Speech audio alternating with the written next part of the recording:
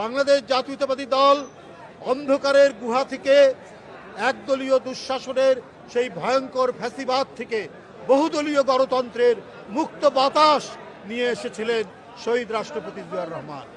এই জুলাইয়ের আন্দোলন, এই 5ই আগস্টের ফ্যাসিবাদের পতনের যে যুগান্তকারী আন্দোলনের পটভূমি রচনা করে তিনি নেতৃত্ব দিয়েছেন, দূরে থাকলেও গোটা জাতিকে উদ্বুদ্ধ করেছেন। আমরা সেই ধারাতেই আজকে এদেশের রাজনীতি করছি।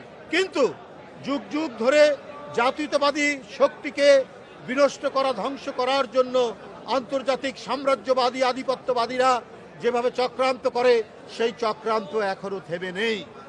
কিন্তু এদেশের জনগণ সব কিছু অন্ধকার দূরীভূত করে, সব কিছু অশুভ পরিকল্পনাকে প্রতিহত করেই এদেশে জাতীয়তাবাদের পতাকা, এই বাংলাদেশের স্বাধীন পতাকাকে নিশ্চিত করবে, এটাই সব সময় প্রমাণিত হয়েছে।